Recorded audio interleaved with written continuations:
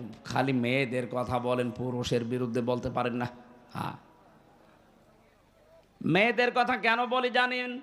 সবচাইতে বেশি ভালোবাসেন নবীজি এই পৃথিবীতে তিনটা জিনিসকে। তার এক নাম্বারে নারী, স্ত্রী।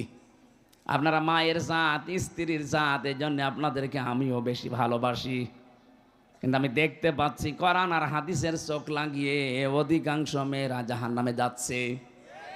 আমি বাঁচাতে চাই আপনাদেরকে। এ পৃথিবীতে আপনার স্বামী যত খারাপ হোক, আপনি তো এইটাই বলতে চান হামজা ভাই, স্বামীদের বিরুদ্ধে ওয়াজ করতে পারেন না, আমি ওয়াজ কি করব।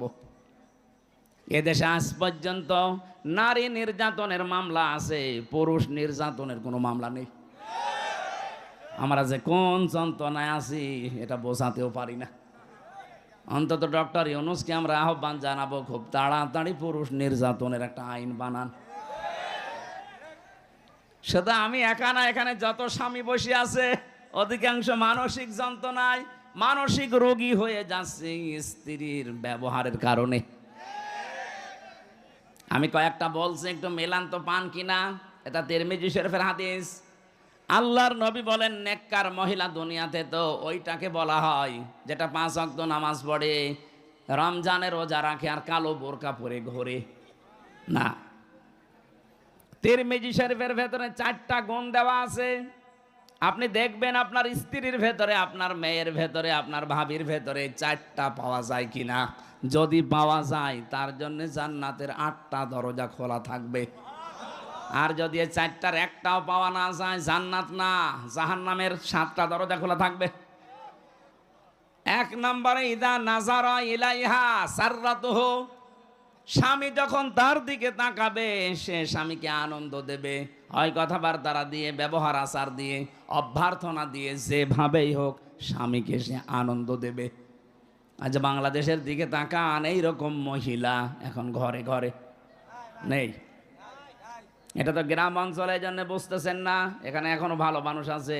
শহরের অবস্থা আরো খারাপ। স্বামী যখন বাইরে থেকে আসবে, ওর চেহারার দিকে তাকালে অর্ধেক ক্লান্তি দূর হয়ে যাওয়ার কথা, না আরো ক্লান্তি বেড়ে যায়। সম্মানিত মা বোনের, এটা হাসির খোরাকি না, এটা দুনিয়ার কাজও না, এটা আখেরাতের কাজ। আপনার স্বামীর আনন্দ নিয়ে, স্বামীর ভালোবাসা নিয়ে আপনার জান্নাত আল্লাহ তৈরি করবে। যখনই আসবে আপনি মনে করবেন দুনিয়ায় সব চাইতে বড় মেহমান আমার বাড়িতে এসেছে। নবীজির স্ত্রী উম্মে সালমা, না উম্মে মাইমুনা, হযরতে মাইমুনা রাদিয়াল্লাহু তাআলা আনহা, তিনি একবার সাজগোজ করে বাড়িঘর পরিষ্কার করে বিছানা পাতি চাদর বিছিয়ে তিনি অপেক্ষায় আছেন। এলাকার মেয়েরা এসে বলে, মাইমুনা কে আসবে আজকে এত সাজগোজ? হযরতে মাইমুনা বলেছেন, হে আমার এলাকার মানুষেরা, হে মহিলারা, এ পৃথিবীর সর্বশ্রেষ্ঠ মেহমান আমার স্বামী মুহাম্মদুর রাসূলুল্লাহ আজকে বাড়িতে আসতেছে। বলেন তো, তাদের কাছে সবচাইতে বড় মেহমান ছিল তার স্বামী। আর এখন যদি ঘর বাড়ি একটু পরিষ্কার করে, বিছানায় চাদর নতুনটা বিছায়, এলাকার মেয়ে লোক যদি জিজ্ঞাসা করে, কি গো আজকে এত সাজগোজ, এমনকি স্বামীও যদি তাকে বলে, কি গো আজকে এত বেশি সাজগোজ, কে আসবে? ও বলবে, জানো না, লোক আসবে। তার মানে আপনি ওর কাছে লোকই না। কি আপনি কি ওর কাছে? কিছুই না। ওর বিয়ায় আসবে বলে এত সাজগোজ করে বসে আছে। আপনি জিজ্ঞাসা করলেও বলবে, আজকে জানো না লোক আসবে। আমি কি লোক না? সম্মানিত মা বোনেরা, আপনার এই কাজটা পরিবারে হচ্ছে না। স্বামীকে এই সম্মান জানান না, সম্মান রাখেন না স্বামীর। এই কারণে আজ হাজারো স্বামী পরকীয়া প্রেম করে।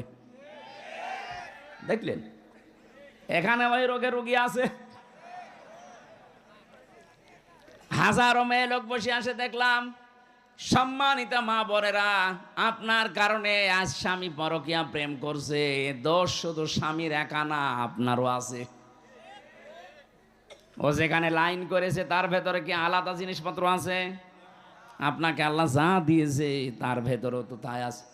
আপনার কাছ থেকে রেসপন্স পায় না, সে আগ্রহ আবেদন পায় না, এই জন্যও ছুটে যাচ্ছে মমতাজের কাছে। আরো জোরে বলেন ঠিক। হ্যাঁ, ওরা আকৃষ্ট করার জন্য আয়নার সামনে বসে বসে সাজগোজ করে, ও যতক্ষণ সাজবে নফল নামাজের সওয়াব পাবে। বলে নামাজই পড়ে না, কিসের নফল নামাজ। দ্বিতীয় নম্বরে পেয়েছি ওয়াইদা গাবা আনহা হাফিজাতুহু, স্বামী যখন বাইরে যাবে তখন নিজের ইজ্জত আবরু সম্ভ্রম, স্বামীর সন্তান এবং স্বামীর সম্পদগুলো ওই মহিলা হেফাজত করবে। না, এটাও পাওয়া যাচ্ছে না আজ। স্বামী বাইরে গেলে অধিকাংশ মহিলা দিন পায়, মনে হচ্ছে যে একেবারে জান্নাত পেয়ে গেছে।